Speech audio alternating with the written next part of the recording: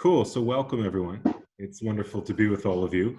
The Unfortunately, with the reality that we have right now of not being able to lane the Parsha every Shabbos, I think we miss that opportunity. So people can do their own personal study, but I thought it would be a worthwhile endeavor, certainly over these next 5 weeks and more possibly. And we'll see beyond that what happens. Because even once, it's not going to be 100 people after that. We're going to slowly build up. So I'm happy to do this. Thursday night might not be the best night for me, but just this week is what works. So we'll see what happens kind of moving forward. I know there's always something on. Thank God now that we're in kind of the Zoom land, there's always something on. But we'll jump into it here for now. Okay. I don't want this to be just like me talking the whole time. So if you have something to share, then please, by all means, do so. But for the sake of, in the meantime, or before that, if you could just kind of keep yourselves muted so there's no kind of like background noise. And then if you want to share something, unmute yourself or just type in the bottom there as well. Okay. Tony, you outside there? Can't hear you, but it's all good. Okay, so I want to learn something with you that's I think really important and fascinating. Something that I've been thinking about for a long time, and unfinished thoughts with that as well. So I'm going to share my screen with you here. Okay. So the topic for tonight, of course, we're looking at Parshat Matot Masei. So Matot Masei remarkably brings Sefer Bamidbar to a close. Next Shabbat is Shabbat Chazon, so we will be laning from opening up the book of Devarim. So we finish Bamidbar. There's so much to say in Matot Masei. That was a rhyme. It's the longest possible reading in the entire Torah. Okay, my kids are going to love it because now that we are, we got the home shul going, so I make them sit down as I lane the whole thing, which they normally at shul they don't have to sit in for the laning. So I'm sure they're going to love Matot Masei. That's going to be fun. There's a lot going on in Matot Masei, but I want to focus on the concept of the cities of refuge, okay?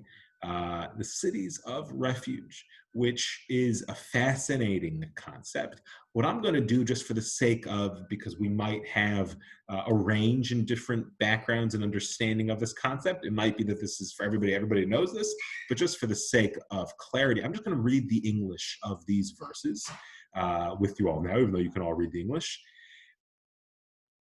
Parshat Masei, where it appears and is not the only place in the Torah where we have some of the laws of the Ir Miklat, of the cities of refuge. It appears in the book of Vayikra as well as the book of Devarim. So, but nonetheless, this is what we're up to here, and I think that the message, or what I want to explore with all of you, is kind of the contemporary message for today. Because even though, again, we don't live in the land of Israel, we have our own, justice systems that work very different than this. But maybe there is something that we can kind of pull out of these laws. Okay, so in chapter 35, Lamed Hey, it says the following. The Lord spoke further to Moshe, speak to the Israelite people and say to them, when you cross the Jordan into the land of Canaan, you shall provide yourselves with places to serve you as cities of refuge, to which a manslayer who has killed a person unintentionally may flee. Okay, so a person, as we'll explain more, if a person kills unintentionally commits manslaughter, then they can run into that thing. Why do they need to run into it? The cities shall serve you as a refuge from the avenger, so that the manslayer may not die unless he has stood trial before the assembly. Okay, so it says, "Vayulachem ha'arim lemiklat migoel," right? The avenger is the blood avenger, what's called the Goel Hadam. The blood avenger is the relatives of this person who was killed unintentionally. In theory, can take the law into their own hands and say this person was negligent with my relative's life, and they could actually, and that itself is a fascinating conversation as to how that works. How can somebody now just kind of take the law into their own hands and murder someone else in essence because this other person is accidentally, though with negligence, but accidentally killed somebody else. So that's a fascinating topic on its own. But nonetheless, it is possible for the Goel Hadam to chase after that person. That was probably a very common thing in the world today. I mean, we see similar things in other societies, unfortunately, that haven't fully advanced just yet, where people take the law into their own hands. If someone did something to their family member, you see that sometimes, that people, kind of a more, what we would say, tribal societies, where people take the law into their own hands and kill somebody else who did something to a member of their family. So you have this Goel Hadam, this avenger of blood, who can chase after this person. And so the person who killed B'shogeg unintentionally can run away to this town and be protected there until he stands trial, because it could be he stands trial there, and then they find that actually, no, he wasn't just negligent, the murder was intentional, and then therefore he gets put to death. But that's a separate story. The towns that you thus assign shall be 6 cities of refuge in all. So there's 6 mideoraita, there are 6 from the Torah, there are 6 cities of refuge. 3 cities shall be designated beyond the Jordan. So there's 3 cities on what's called Me'ever LeYarden, on the Trans-Jordan, to the east of Israel. And 3 others shall be designated the land of Canaan, and they shall serve as the cities of refuge.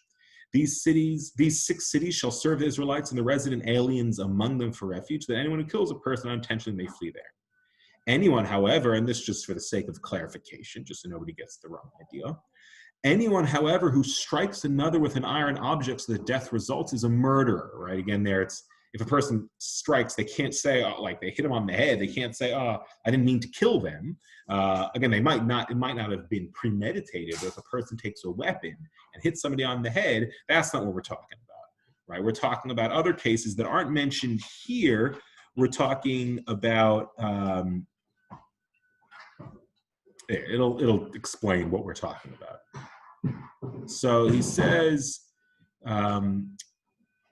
if he struck him with a stone tool that could cause death and death resulted, he is a murderer, the murderer shall be put to death. Similarly, if the object with which he struck him was a wooden tool that could cause death and death resulted, he is a murderer, the murderer must be put to death. So if a person uses an implement of death and kills somebody, a person can't shoot a gun at somebody else. I didn't mean to kill. If they purposely kill them, purposely shoot the gun, again, they might shoot at the legs, but still they ended up killing. And again, that probably would be different. That I think would be different in today's society, of course. Now, Naomi wrote, there must have been a lot of accidental deaths. If there were 6 cities for them, there were many more than 6. There were many, many more than 6. 6 is just mideoraita, what's mentioned there, but it talks about, because as we'll see, those 42 cities of the Levim. Yes, so, right, what's going on with all the accidental deaths? Really, really interesting point there. Okay.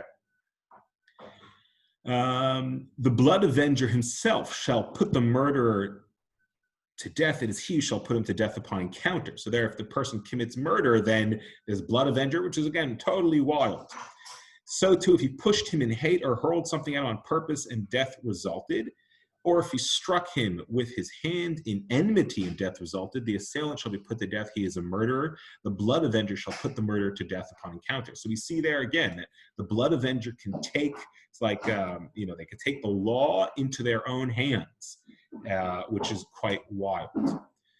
But if he pushed him without malice, a forethought, right, so it wasn't premeditated, or hurled any object at him unintentionally, or inadvertently dropped upon him any deadly object of stone, and death resulted, though he was not an enemy of his and did not seek his harm. In such cases, the assembly shall decide between the slayer and the blood avenger. The assembly shall protect the manslayer from the blood avenger, and the assembly shall restore him in the city of refuge in which he fled. And there he shall remain until the death of the high priest who is anointed with the sacred oil. Okay, so a person, if they accidentally, unintentionally, though with negligence, right? So it's not just an accident. We're talking here about negligence. So it's manslaughter, right? It's like the equivalent of someone driving over the speed limit and hitting someone, or having a little bit of alcohol. Maybe that's a little bit different. You guys can correct me if I'm wrong. A little bit of alcohol in their system, right? That's gross negligence. But it's not, the person didn't intend to kill that person. So it's not premeditated, but yet it's a negligent act. And so they need to run away to this place. And then the assembly, meaning the Ir Miklat, those people who are there, and the Levim, as we will see, they protect that person there. And the person needs to remain there until the high priest dies. Okay? We'll talk about that in a moment. But if the manslayer ever goes outside the limits of the city of refuge to which he has fled, and the blood avenger comes upon it outside the limits of the city of refuge, and the blood avenger kills the manslayer, there is no blood guilt upon his account. So once the guy goes in, he's got to stay in there. And if he leaves, it's at his own peril. And if he gets killed, then the blood avenger, the Goel Hadam, which is a great name, the blood avenger, is not guilty. For he must remain inside the city of refuge until the death of the high priest. After the death of the high priest, the manslayer may return to his land holding. Such shall be our law, etc., etc. Let's see. Everything else is... Okay, let's just do the last few psukim because that was a bit of repetition. So that the Torah tells us why. What's so important about this? You shall not pollute the land in which you live, for blood pollutes the land.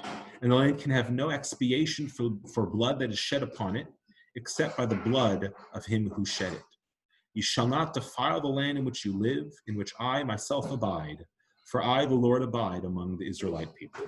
So we see here that murder, obviously, is such a terrible thing, and we need to take these dramatic measures, if you will, in order to ensure that our lands are not filled with blood. Even though I guess we have all these cities, right? But we got to do something about it. We got to protect people in this situation. Okay, so that was just to go through it. And we're going to look at some of the sources on it. But first thoughts, what comes out, what stands out to you? What are your thoughts here? I'm going to stop sharing. Maybe I won't stop sharing. If you need me to scroll up or scroll down, just let me know. I just can't see all of you at this moment here. Let's see if I can change that. This is better. Okay, any thoughts? Anything stand out? Any questions?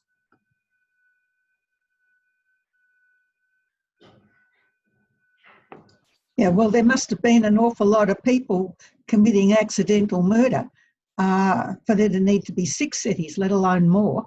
Yeah. I mean, what we see a little bit in the Gemara. So Masechet Matot deals with it, and we're going to learn a bit of Matot together. A lot of these things are kind of workplace accidents, right? A lot of these things are people working in the fields or working, chopping down trees. And we can imagine. So today we have OH&S and all those sorts of things, to protect people.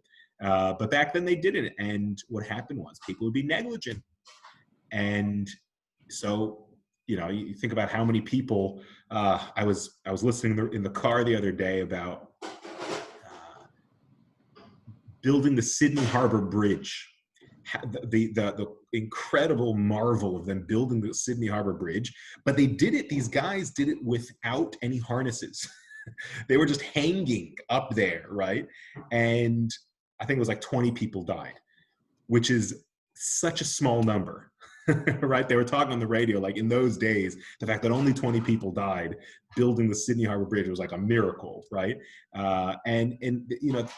So that was what I don't know. I don't know how many years ago. Somebody can tell me how many years that was ago. But you can think about 3,000 years ago, no OH&S, no safety standards, but it was a person's responsibility. So the Torah elsewhere in Vayikra talks about a person chopping down a tree, and then they're swinging the axe, and the axe head flies off and hits somebody in the head. So it's that person's responsibility. That's not, that wasn't intentional, but you got to check to make sure that the axe head is on tight before you go ahead and do that. So I think, isn't it? Sorry? Half of Matot is spent discussing that. Yeah, Makot. Well, Makot's the Gemara that teases all these things out. Tony, your volume is very low, unless it's just my volume is very low. Speak again there. I'll fix it up. No, it's still quite low. Anyway, I'll let you sort that out. So, right. So I think that's. Sorry, John. I was going to say, could not another argument for many cities also be just to have them in a close proximity for people? Because if you're only 3 or something, it's going to be a long way for a person to flee, and there's more chance they're going to get caught. So, yeah, good. Chance, you have more of them around at a shorter distance for you to run to. Totally. I mean, nobody steal this, but I've got this idea of like writing this novel about all the cities of refuge and all these people trying to like get to these, and all the weird, the dark and shady characters hanging out inside the the cities of refuge. But you're exactly right. I mean, they'd be chased. Imagine those scenes being chased by these blood avengers, right? Amazing. They wouldn't necessarily be shady characters if your description of the workplace accidents is it's really unfortunate. And no, but for the sake of a novel, they got to be shady. Okay, fair enough. Yeah, you're right. It's workplace accidents, just people being negligent. That's it. The other thing is, my volume better now? Yeah, much better. Yeah, okay. The other thing that strikes me about this enormously, and always has, is that we need to build cities to protect these people and a place where they can take refuge. Such was the desire to kill them from the people that remained. Like, that is enormously, that's enormous, it had to be mandated in the Torah that the desire to take revenge was so strong that we had to set up this unprecedented system to protect people. And yeah, I mean, there's a couple of things I want to say in that. First off, the fact that, it is against the Torah to take revenge. So the fact that the Torah then mandates that it's permissible for the Goel Hadam to do this is interesting, right? Mm. But I do think, without going too deeply into this, because I don't want to, but if you think about what you see in some cultures today where there are these kind of revenge killings, we see that, right? And that is an ancient sort of thing where something happens to my family, you have hurt my family, I'm now going to take it out on your family. And that there's something very primal about that. And the second part as well, which is expressly prohibited here, which is basically a ransom for the life, right? So that's still very common. I would say there's probably more places in the world now than not in the world where that's actually as in where population-wise, where you can pay, if you accidentally kill someone, I shouldn't pay a sum of money. Yeah, I shouldn't have skipped those verses. So we saw that, hey, you may not accept a ransom for the life of the murderer is guilty of a capital crime. He must be put to death. Nor may you accept ransom in lieu of flight to a city of refuge. Yeah. He needs to go there. You can't say, okay, I'll pay the family off. Today we pay the family off, right? That's in essence what would happen. But that's important. And I think by the end of this, we'll understand just why. Why is it so important for them, Dafka, to go to a city of refuge? Any other comments, questions? Yeah, Elizabeth. Yeah. So that person has to stay there until the Kohen, the priest, the death of the priest. Yeah. Then after that, he's free to go. He's free to go, and the blood avenger cannot touch him. So it could take many years, or it could take a short time. It could take days or a lifetime, right? Yeah. And we'll see some really interesting things that come up in just a moment on that. So there's no trial. There's no.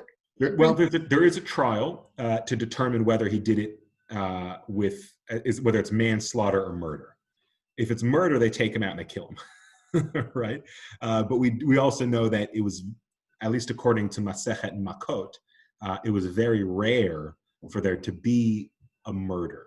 Not a murder, for there to be capital punishment. Capital punishment was incredibly rare. The Gemara says that if there's a machloket, but the Gemara says, I should have brought that Gemara because it's so relevant. It says that if a Beit Din put a person to death, one person in 7 years, they were considered a bloodthirsty Beit Din.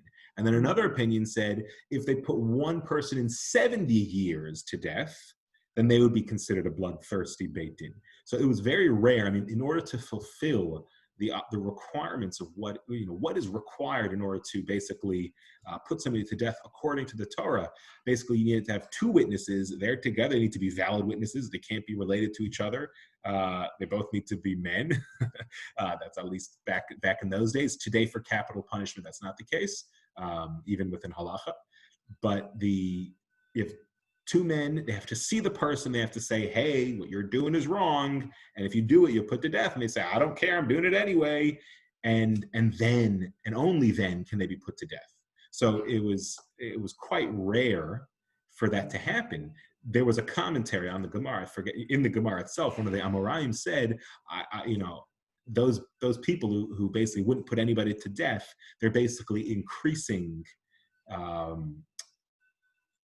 violence amongst Am Yisrael, because there is this idea that, again, I don't want to get into capital punishment here right now, but certainly in those times there needed to be some sort of deterrent, and so if there's no deterrent against it, then what are you going to do? Again, this is not a modern commentary on the death penalty. That's a different story. What I do think is interesting, and hopefully we'll be able to get there at the end, is what can we learn from here possibly about how to rethink incarceration, right? I have a question. Yes, Paul. To what extent is this very elaborate procedure perhaps a reflection of how important the Torah is saying that human life is precious and you have to go to extreme lengths in order to protect it? So that even if it is rare, events like this are rare within the Jewish community, we have to keep emphasizing just how important it is to keep it very rare. Yeah, I would say that the dignity of every human being is one of the central teachings to the Torah. So, this, and that's reflected in, of course, thou shalt not murder, right? And that was obviously very, very important in those days. Now, I've got a lot to cover here, so I see that's already 8:25. I want to just look at a couple of interesting ideas on this, which it's about kind of bringing it into this generation, because again, we don't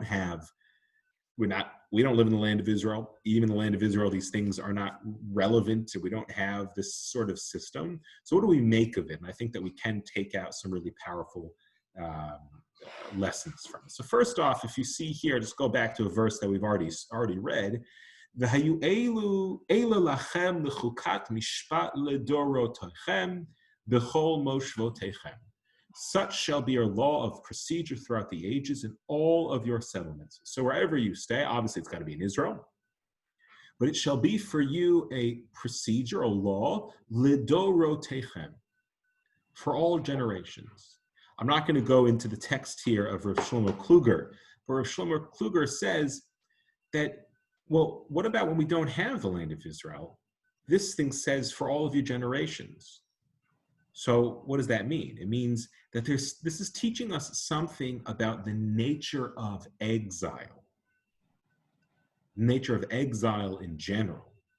Not just in the specific situation of someone who kills unintentionally, but this also can relate in general to the existence of the Jewish people in exile, of going into exile. You know what? I'm thinking that I might want to read some of this because it's really powerful.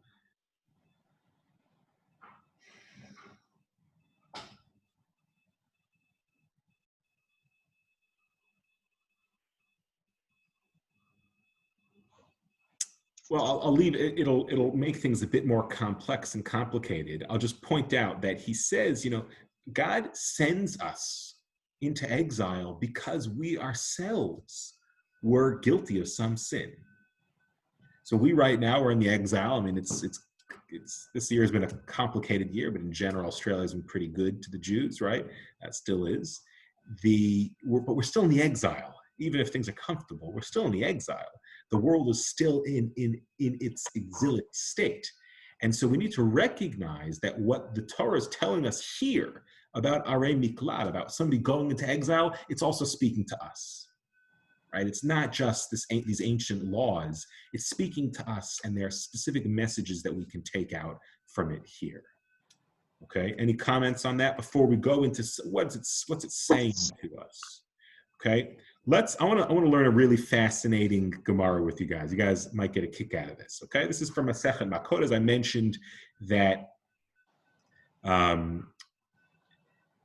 really goes into the detail about all of these laws. Amar Rabbi Yitzchak says, Ma'ikra, what is the verse relating to the Ir Miklat? And again, I mentioned this is from Devarim, so it's not from our Parsha, but it's from Devarim. V'nes el echat min ha'arim ha'el v'chai. And he shall run away to one of these cities and live. So a person needs to run, if a person's killed unintentionally, needs to run to one of these cities, v'chai. And the rabbis are going to pick up on that word of v'chai. Avid le midi, d'tihavi le chiyuta. You shall perform for them actions that will be conducive to them living. It's about creating conditions. The Ir Miklat is not just about survival. It's also about them living there. Okay, so this is going to tell us to the extent that we actually have to go in order to provide for this person. Okay, so I'll give you an example of it, which is quite wild. Tana, the sages taught, Talmid Shigala, a student who is exiled, the student who unintentionally kills someone, who's sent into exile, Megalin Rabo Imo, his rabbi has to go into exile with him. Okay? So just be careful, guys, here. His rabbi has to go into exile with him. Shine Emar, as it says, V'chai, and he shall live. Avid le midi tehavi lechiyuta. You have to do for him, perform for him things that will be conducive for him living, right? So if this guy, he's a yeshiva bacher, he's learning from his rabbi. In order to live, he's got to continue to learn Torah from that rabbi. Rabbi Sachs writes about that this week. If you've seen that already. Oh, I didn't see that. I should have just sent you his article and taken the night off.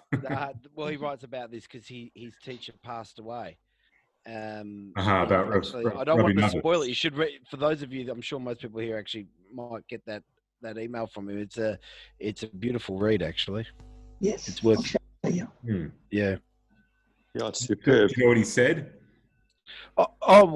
His Rabbi Rabinowitz passed away. Yes, yeah. His teacher, and he said what he was actually saying is he has to, because of various reasons, he has to write his Parsha thing that comes out, the covenant and whatever that comes out about 3 weeks early, and literally he wrote those words, and then the phone rang, and he was advised of Rabinowitz's passing.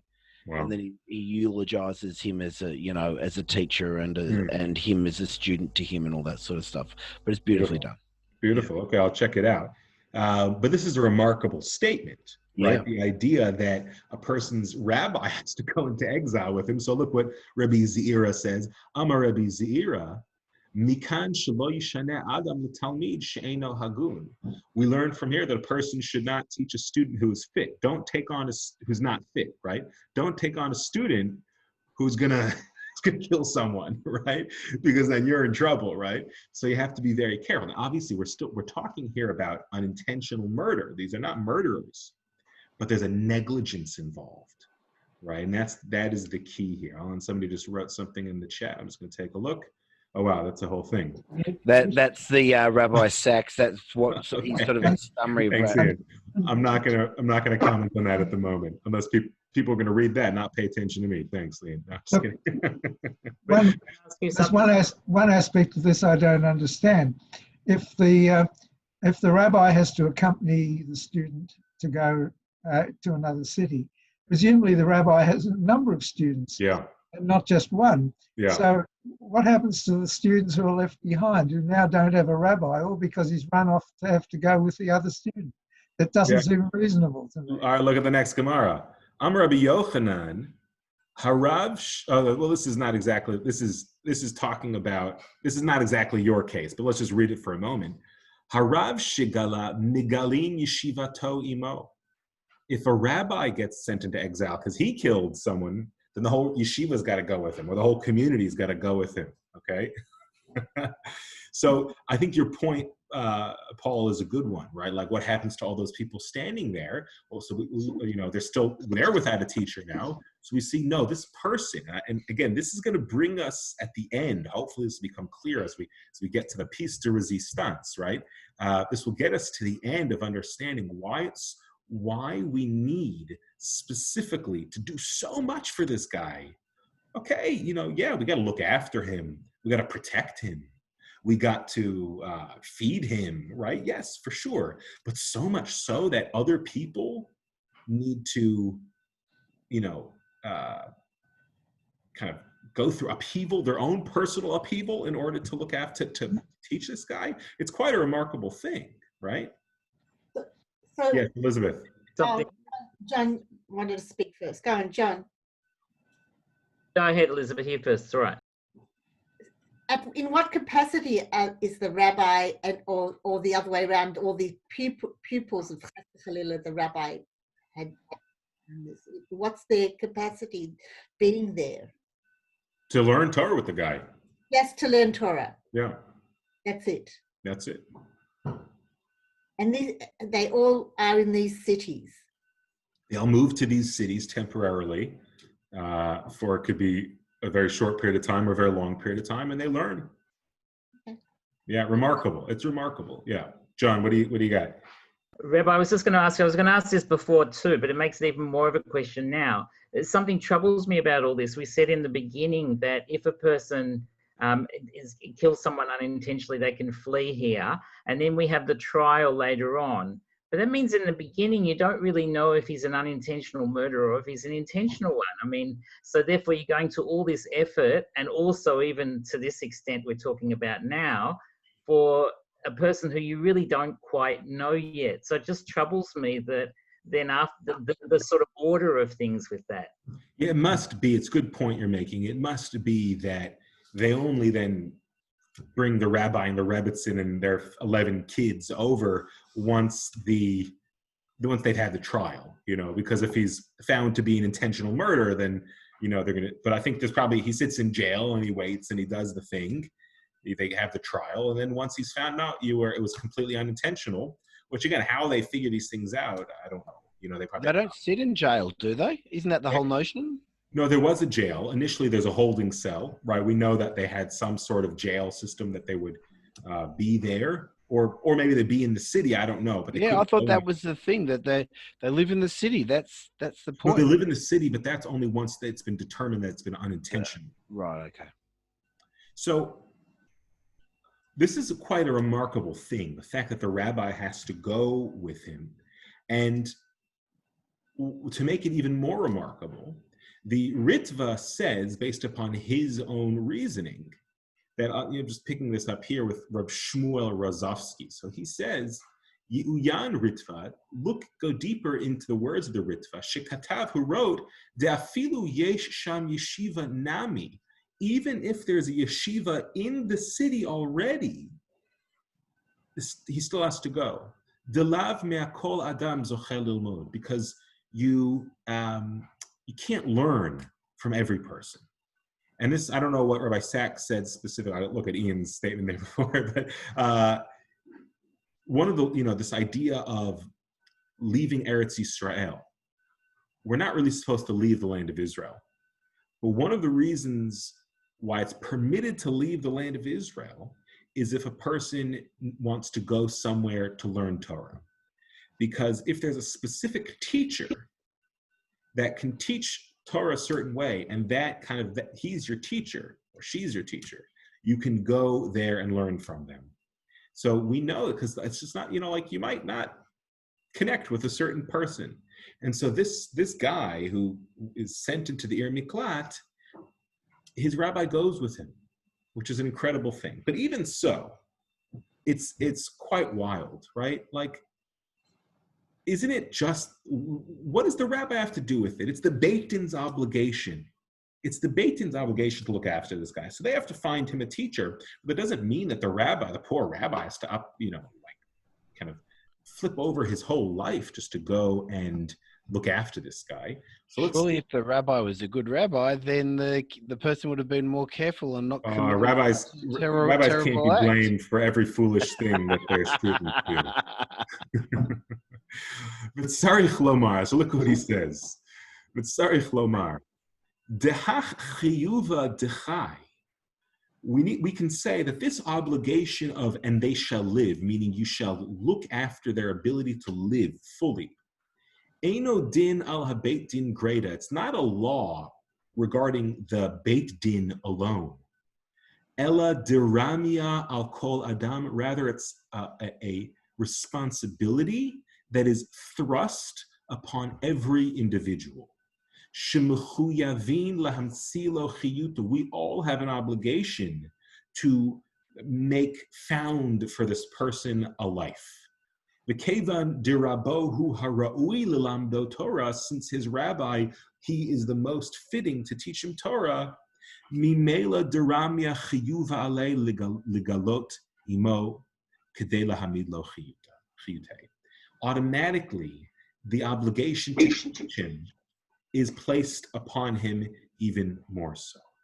Now, again, this is an extreme example, but what this possibly can tell us, what we can kind of pull out from this, is this idea that we each have an obligation, and an individual obligation, to look after each other in this exile.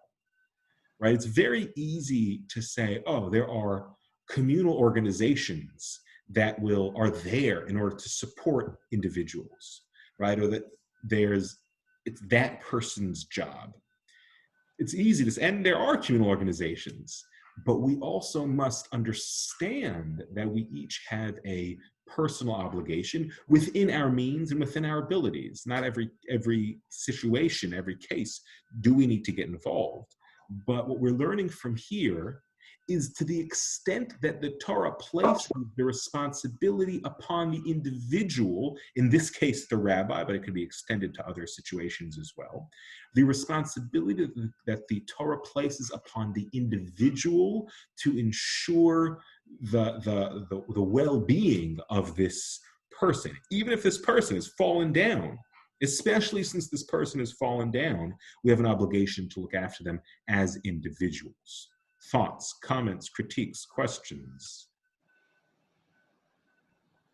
It really highlights what we learned, what we were always told. Was it in Pirkei Avot they call Yisrael? Is it Aravim zelazeh? Yeah. For each other. Yeah. Exactly. Beautiful. But it's an extreme way of, like, you can certainly look after the person without having to go to that length. You could make provision for them. You could send a student from your yeshiva to be why does it have to be Dovka the rabbi? It could be, another person or another teacher, or there are lots of ways you could look after this person in a fantastic and appropriate manner without having to go to this length of disruption and perhaps causing problems elsewhere. Yeah, it's a good point. I don't know, like, the Gemara doesn't record situations in which this happened, right? I think just mention that the rabbi has to go, and it means that put a very important, it's very important for him to be cared for and to make sure he's treated properly and getting everything he needs. And I think, Elizabeth, sorry.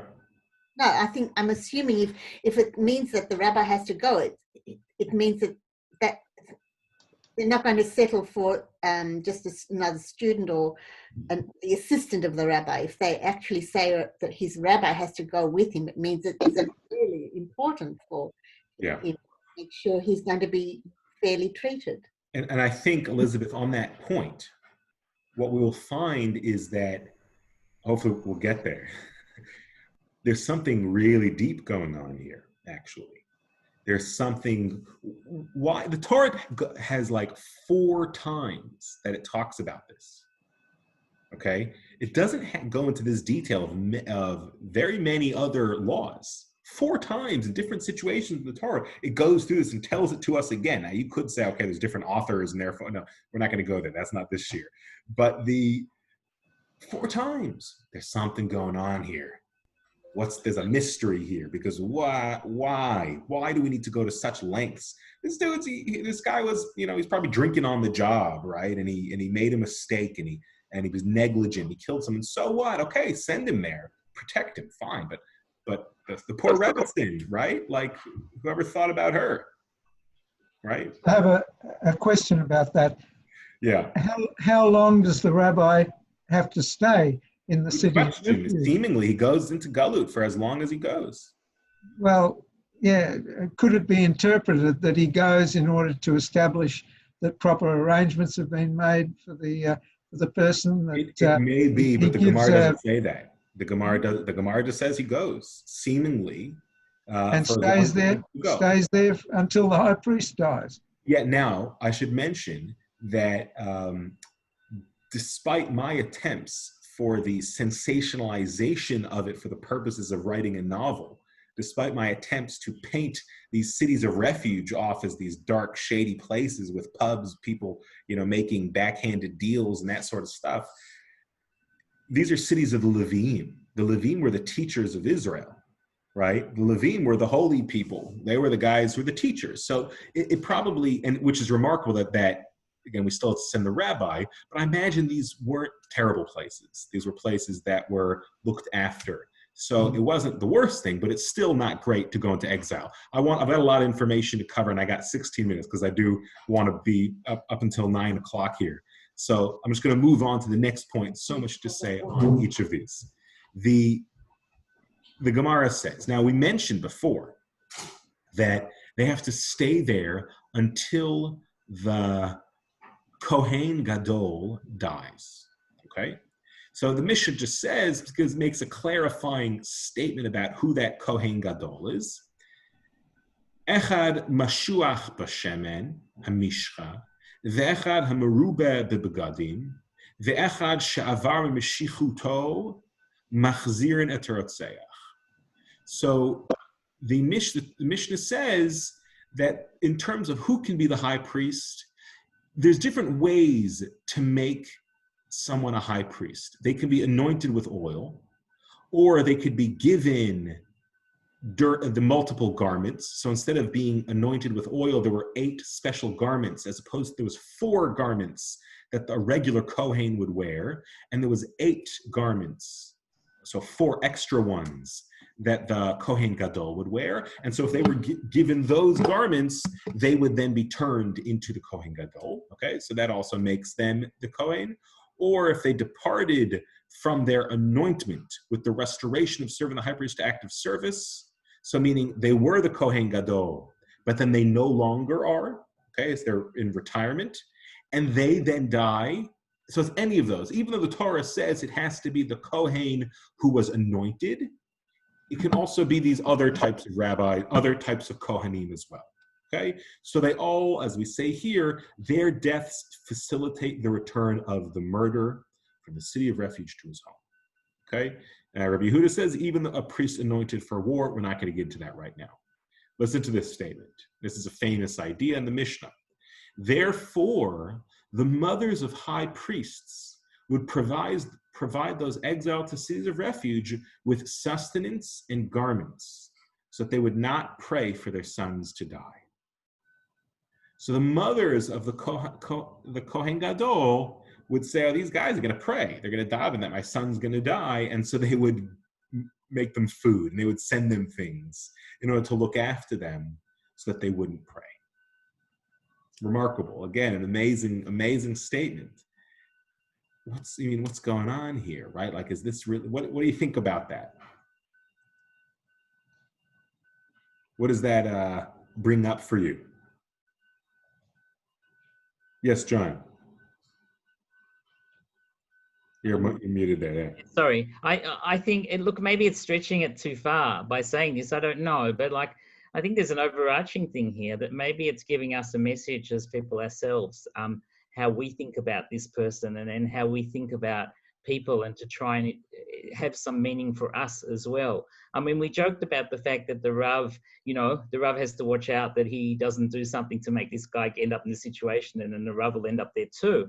But maybe the Rav, and indeed each of us, needs to perhaps think, instead of saying this is a terrible guy and he deserves it, maybe we should think, did we not miss doing something so that this guy is not in this situation? Should we have, thought a bit more about how we treated him or treated others, or the example we set, all that kind of thing about self-reflection and what it means to us, not just to him. Yeah, that's a really important point about the rabbi, especially, that could help us kind of deal with some of the questions that we had about that, because, maybe the rabbi says, actually, well, maybe I played a role in that. So maybe that's not the way the Gemara takes it, but maybe that's a way to look at it, which is, I think, a great insight that you've brought, right? Maybe the rabbi dropped the ball at some point. And not just the rabbi. Indeed, it's the whole concept of everybody helping this guy and supporting this guy. It's like, it's not, well, this guy's in his situation, it's all his fault. But maybe we collectively as people need to look about what sort of society we create, what conditions we create, and how responsible we might be for these things happening. And then you can extend that to all sorts of issues in society too, I suppose. Yeah, good, nice. And that's what we want to do here, to bring it out to, just really taking responsibility for people, right? And you think what comes to mind as well is the story about the Egla Arufa, right? The calf that is killed. If you find a dead body on the outskirts of town, and nobody knows who did it, and it's equidistant between these two cities.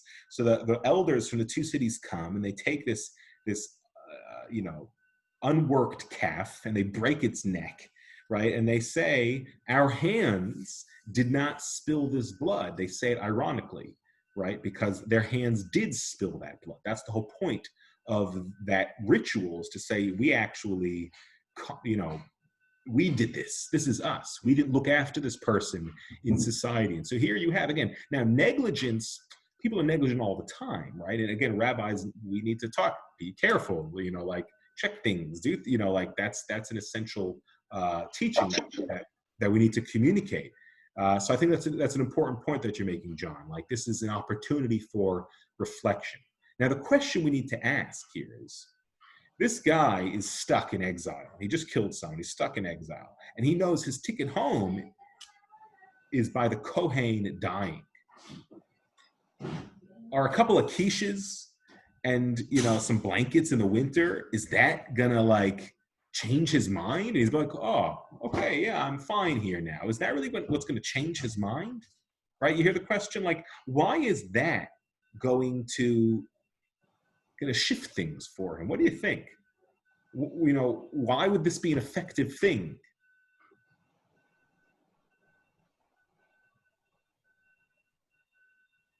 If maybe he didn't have any other way to get food.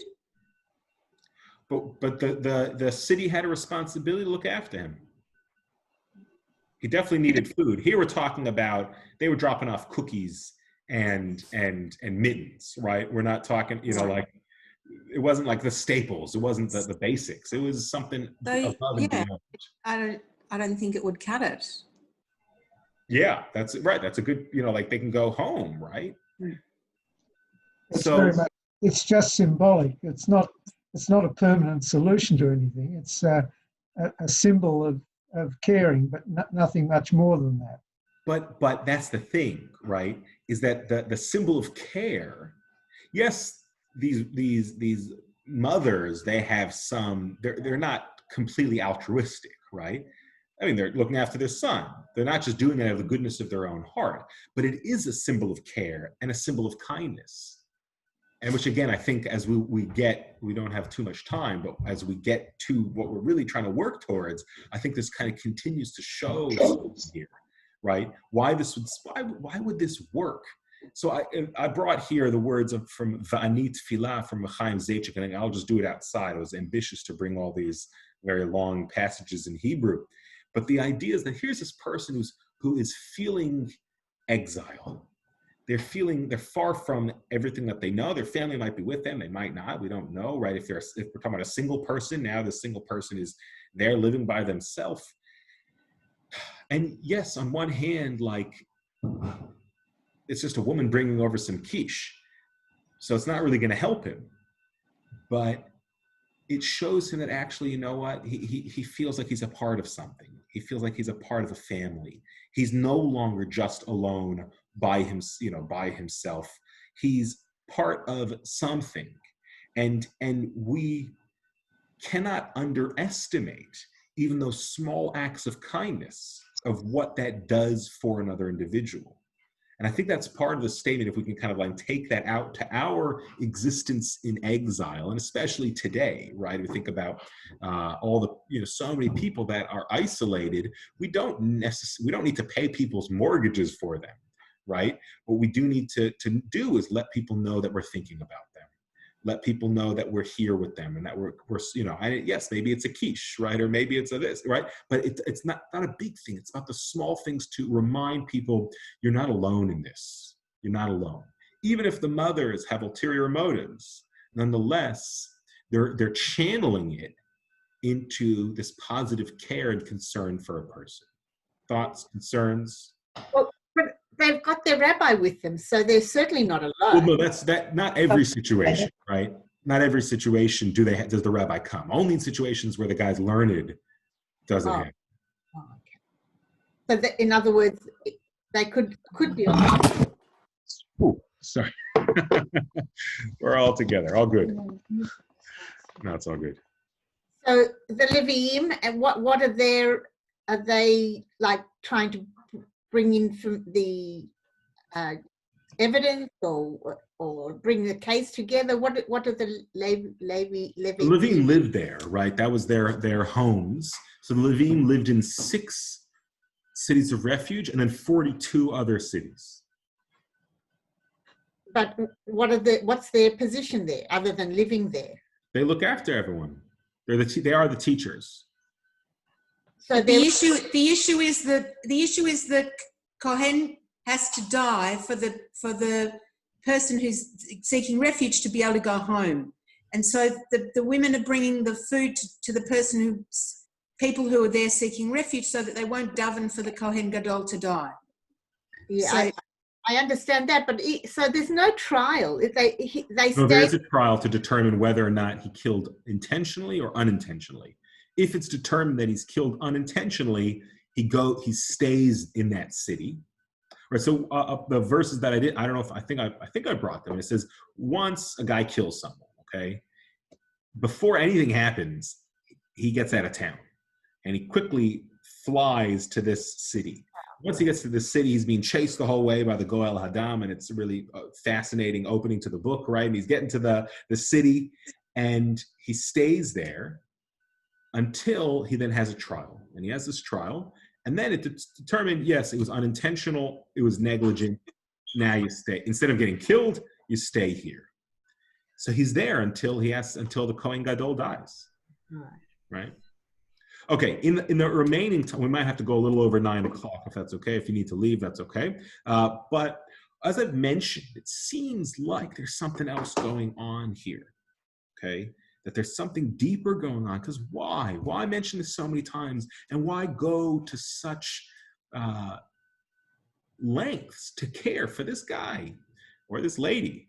So there's a wonderful website, a wonderful resource that I've shared in the past, and some of you might be familiar with it already. It's something called Aleph Beta, alephbeta.org.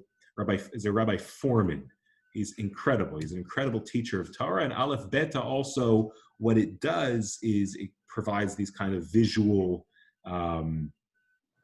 these movies. So we use it a lot. There's animation, high quality animation representations of the ideas that they're trying to communicate. We use it a lot in high school, and maybe too much. The kids are kind of over it by now. But it's the ideas there. They're not kid ideas, right? They're really deep. So it's alepbeta.org. You do have to buy a membership, though many things are free to view, and you can see some of this stuff on YouTube.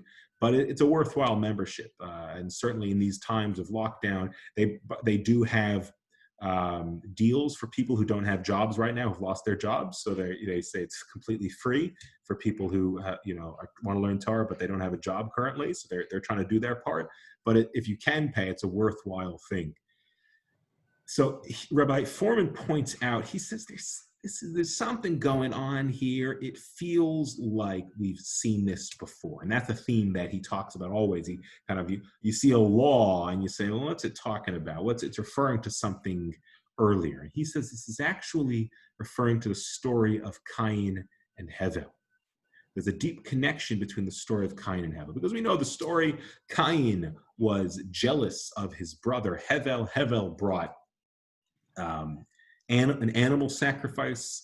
Cain brought a very lowly fruit, and produce sacrifice. God, whatever this means, God turned towards towards Hevel. He accepted Hevel's offering, and seemingly Hevel was blessed as a result. And Cain, it says, what happens? So this famous story here, if you look here in Pasuk Chet, Vayomer Cain el Hevel achiv, and Cain says to Hevel his brother, Vayihi biotam basadeh, and then they were in the fields.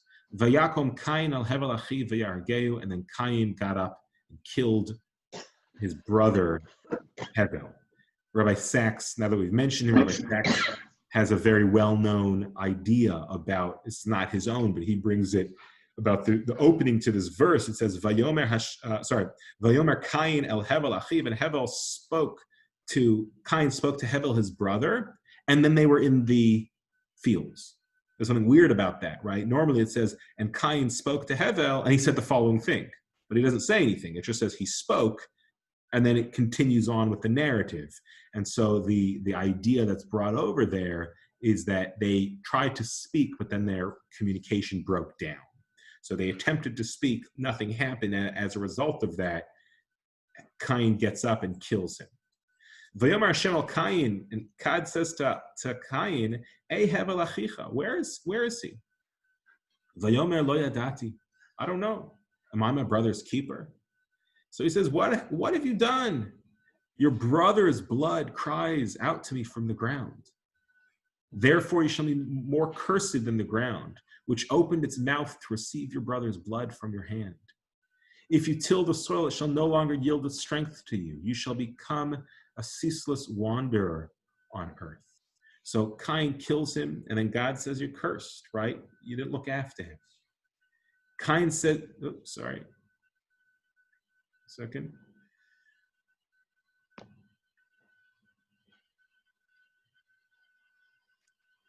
Cain says to the Lord, my punishment is too great to bear. Since you have banished me this day from the soil, and I must avoid your presence, become a restless wanderer on earth. Anyone who meets me may kill me. The Lord said to him, I promise, if anyone kills Cain, sevenfold vengeance shall be taken on him. And the Lord put a mark on Cain, lest anyone who met him should kill him. Okay, so the mark of Cain, right, famously, and in our tradition, at least, what that mark of Cain is the letter Vav. So he wore a letter Vav on his forehead, according to the Midrash. That's not the shot. But Cain kills someone, kills his brother, and then he's concerned for his life. He's like, basically, I'm going to be killed. I'm going to be killed. People are going to kill me, right? They know I'm this kind of, I'm a wanderer, and people are going to know about, So God says, I promise if anyone kills, I'm going to protect you, basically. If anyone touches you, then sevenfold vengeance shall be taken on him. And so he's got this mark. How that works, I don't know, right? Like how God protects them. But again, we're starting to sense something here. what Rabbi Foreman points out, and this again is an approach, whether it's accurate or not, that's up to you. But he believes that Cain didn't mean to kill Havel, because at least at this point, there was no murder. This was the first murder. Nobody murdered anybody yet. He didn't know that if he did such an action, that the person would die. He struck him, yes. He hits him, so he's negligent. He was unintentionally, we don't see, and he came up to kill him. He did kill him. Okay, again, that, if you have to accept that in order to accept the rest that I'm about to say, but the idea here is that Cain was actually an unintentional murderer. As a result of that, he then, what happens to him? He goes into exile. He lives an exilic existence, wandering from here to there. And God says, however, I am going to protect you. I create a reality in which you are protected. Paul, you want to say something? Yeah, I'm just wondering who all these other people are who might be attacking Cain. Now, how many people are there in the world, according to So the Rashi says, where are we here?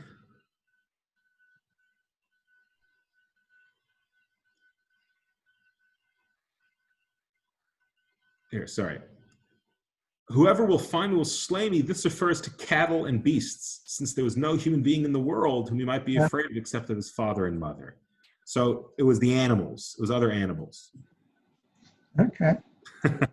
I have theories that there were other hominids who were there as well. They just weren't enlightened beings at the time, but there were other hominids, Homo erectus or whatever it is, probably at that time, Anyway, so that's another suggestion. It does actually say, and Cain went into the land of Nod and found himself a wife. So presumably there were other people around. Well, that could have been much later. And how that happened would require incest. No, I'm serious. There's no other way. If you're going to accept the traditional idea that there was Adam and there was Eve, and then they had children. Well, how did those children have children? So there had to have been some sort of incest initially in order for that to, that's just the plain facts. There's no other way to do it.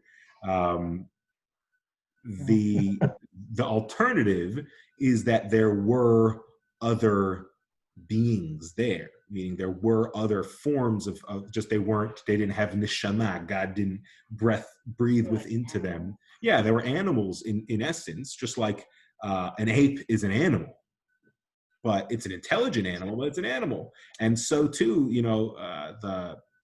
before Homo sapien, there were other animals there. There were intelligent beings that could do incredible things, but they weren't like we are. Again, that's just a theory. That's for another time when we think about evolution.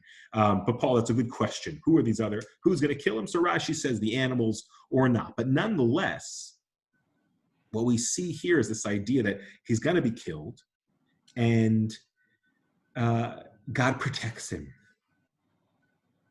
But why? Why does God protect him? Why not just let him get killed off? Okay, so obviously that would end humanity. But why? What's the point? So I think that, does anybody have any thoughts before I...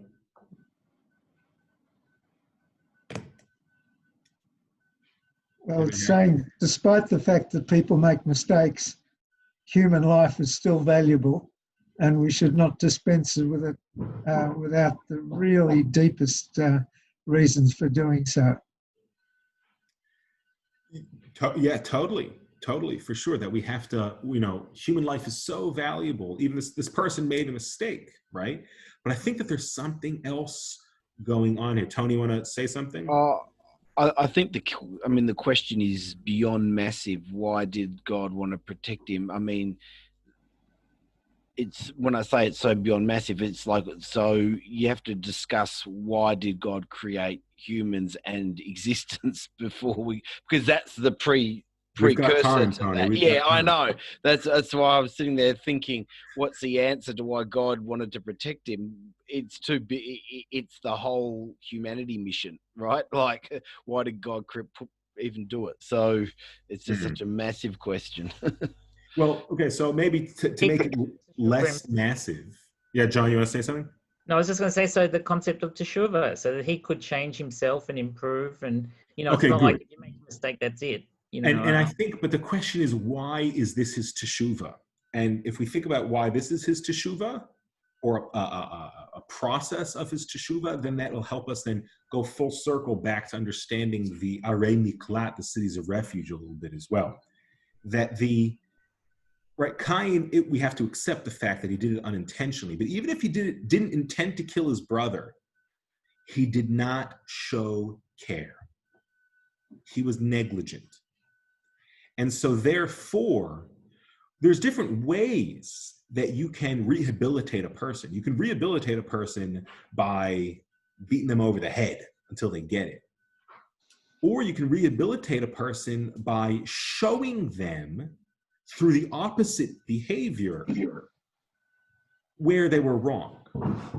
So God, in essence, creates a reality in which he is protected in a way that his brother was not protected, right? Cain failed. Hashomer achi anochi, am I my brother's keeper? Well, yes, you are. And let me show you what it means to do that. I am now going to create a reality in which you are protected. The way in which you fail to protect your brother, I am now going to protect you. Now, again, that could seem like that doesn't make any sense. But no, the whole point is because we don't want, as Paul said, we don't want to throw this guy's life away. We want him to do teshuvah. We want him to be rehabilitated. And so we do so by showing him care, that the very thing he was negligent in, we now provide for him. And now let's go back to the whole idea of the cities of refuge. It's all about chiyuta, right? We think about the first thing we spoke about. It's about creating a life for this guy in which he is looked after in a way in which he did not look after others. He didn't intentionally kill anyone. He just didn't place enough care around the life of another person. The way in which he is fixed is, yes, there's a punishment there. He goes into exile. It's not just perfect, right? It's not. We don't just say, okay, let's protect him in his house and we'll set up guards and wherever he goes. No, there's a punishment there. And he can be killed if he's not careful.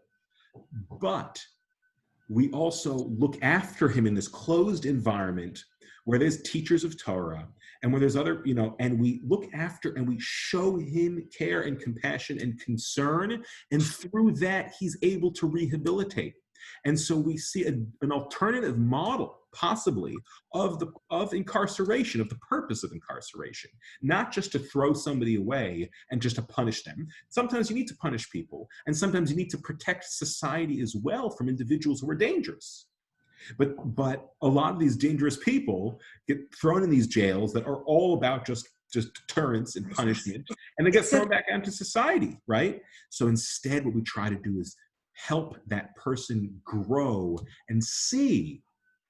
The mother of the Kohen looks after him and cares for him. We give him someone to teach him Torah. This is not about pampering him. This is not like one of those country club jails for the white collar crimes, right? That's not what we're talking about.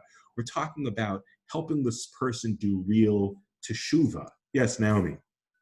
It's actually a mind-blowing idea given our kind of rates of incarceration in so-called modern society and what we do to people and what happens to people who get put in jail and how hard it is for them to actually rehabilitate and come back into the world. Totally. Right. And because it's all about, there's something else very nefarious going on with jails, right? And that's a different story if you watch, especially in American jails and here as well. They are privatized institutions that are making a lot of money off of keeping beds warm.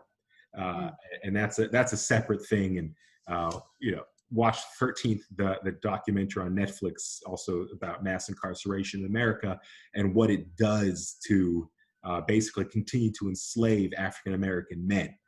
And it was created as a result of the 13th Amendment, which freed the slaves, but it also basically also created a reality in which they needed to take black men and put them in jails. That's a separate story, but there's so many people just chucked in jail, given no tools to actually grow within those places. They're just kept away from society and then chucked back out. And so the rate of recidivism is like 80% or something, I believe, because we're not doing anything with these guys. We're just chucking them in jail where they're actually learning to be better criminals. And then they are felons and they can't actually get a job at like a 7-Eleven, right? They can't, so what are they supposed to do with their lives? So this is a different model. This is a different model. How this can work, I don't know. That's for the policymakers, but unfortunately most of them are too stuck in the old ways of thinking about things. But again, if we step back, because we're trying to think about, so this is huge ramifications of these really big questions, but also just all of us and our exiles. It's about showing care and concern and compassion for other people. Right, and it's even the small things, it's even the little things that go a very long way. Tony, yeah. I was just going to say, I mean, there are a number of the Christian groups where this is their raison d'etre, really. They are like Salvation Army, who they stand to, their purpose is to show care and compassion to those in those situations. That's their basis. That's what they're created around. Yeah, and that's the Lord's work, right? But it must be, and I'm sure they do incredible work, but like if the whole system's built against it, but then there's people on the side trying to help it, it's good, and it's probably better than it was certainly better if nothing was happening. But if there's this whole system that's rigged, again, I can't comment on it just having seen a Netflix documentary. I'm not an expert on these things, but I think the message is powerful. Yeah, Paul. 1 minute. Oh, yeah. Okay.